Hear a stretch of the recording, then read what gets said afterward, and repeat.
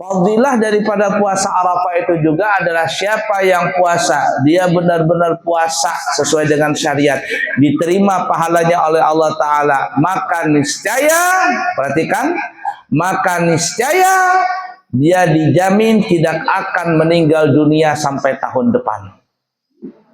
Tidak akan meninggal dunia sampai tahun depan. Kenapa? Karena Nabi mengatakan siapa yang puasa Arafah dosanya setahun yang lalu diampuni dan setahun yang akan datang diampuni. Padahal belum tentu hidup sampai tahun depan sudah diampuni.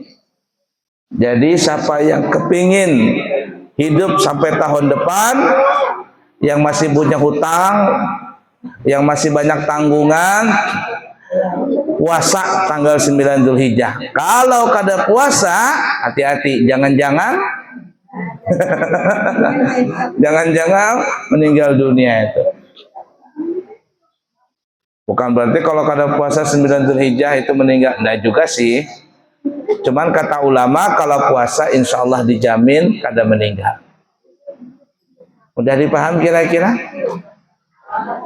Anu Abu Yai pas hari itu kayaknya pas kebelujuran haid. Nah hati-hati sudah. Jangan-jangan tahun depan ya pang dah. Bismillahirrahmanirrahim. Ya, cadangan.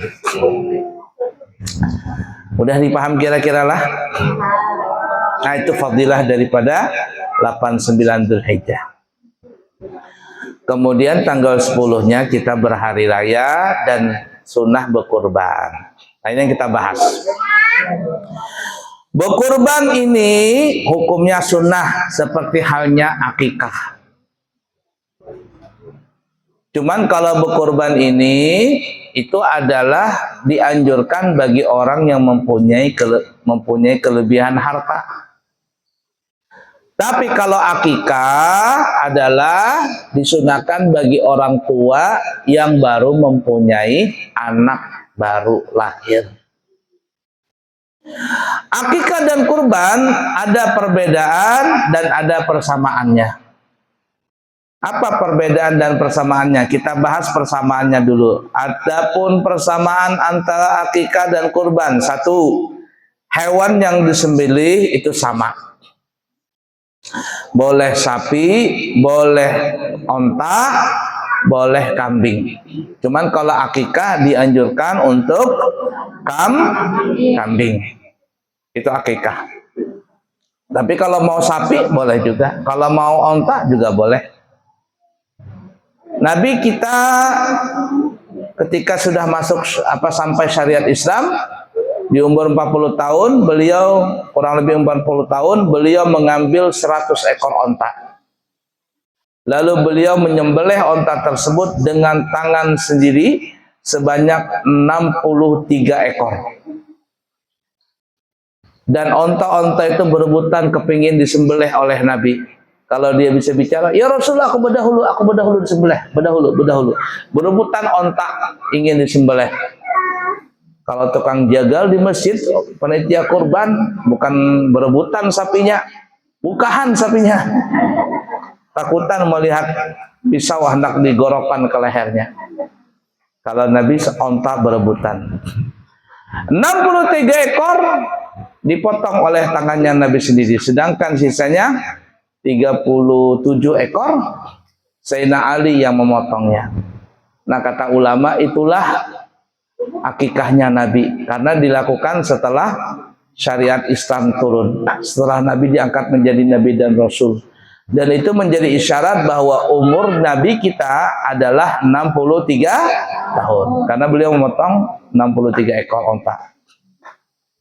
Nah oleh karena itu di dalam mazhab kita Syafi'i, akikah itu boleh pakai sapi, boleh pakai onta, cuman yang afdalnya kambing.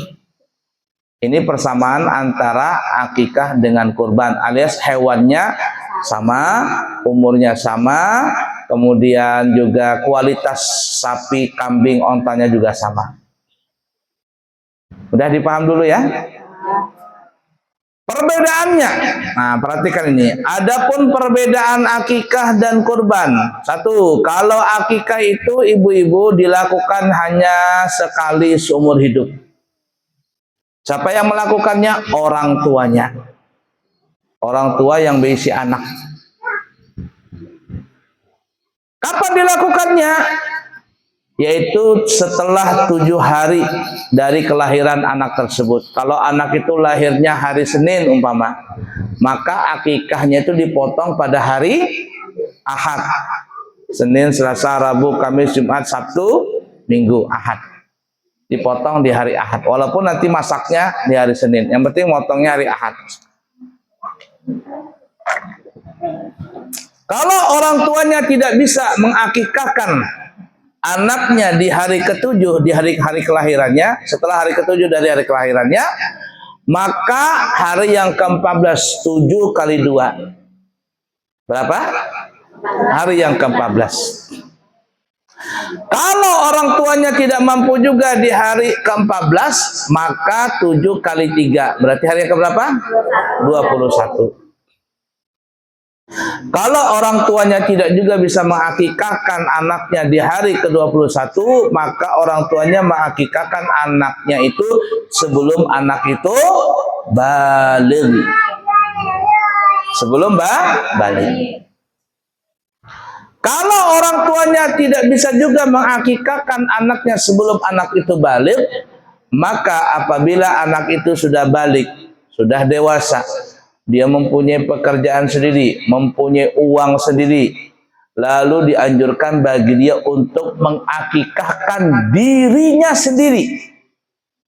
Mengakikahkan dirinya sendiri. Itu yang dilakukan oleh Nabi kita Muhammad SAW. Oleh karena itu, akikah ini, ibu-ibu, tetap dianjurkan walaupun sudah tua orangnya. Bahkan ulama kita walaupun sudah meninggal boleh diakikahkan.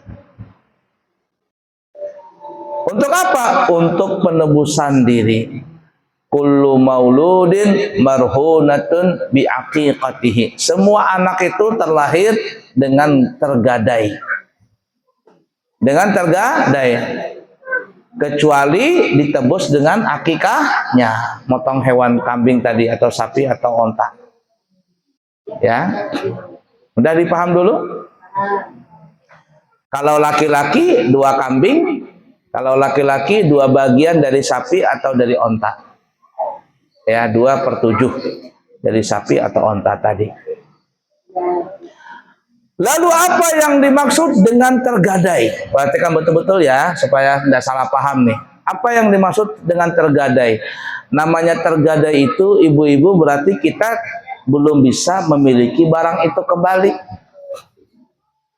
Nih lagi mahal semua barang-barang. Kemarin ada orang cerita, rame lagi pegadaian jarinya. Rame lagi pegadaian. Apalagi hendak masuk anak sekolah ini. Kiranya gratis apanya, tetap aja bayar. Main belas-belasan juta, ya enggak? Masuk pesantren kalau sampai segitu. Ada orang tua di pesantren tuh, mahalnya katanya masuk. Sekalinya, aku sekolah umum aja jarnya. Sekalinya bayarnya belasan juta, wah ini membayar. Di pesantren dibilang mahal, ya itulah. Padahal di pesantren belajar agama orang zaman sekarang. Ala kulli hal. Nah, pegadaian ramai. Kalau kita menggadaikan jam tangan kah, TV kah, apakah, boleh nggak kita ambil barang itu? Nggak bisa kita ambil dulu, kecuali kita lunasin dulu gadaian tadi, bayar hutang dulu, baru diambil. Kalau nggak bisa juga bayar, paksa dilelang. Anak yang tidak diakikahkan itu sama modelnya begitu.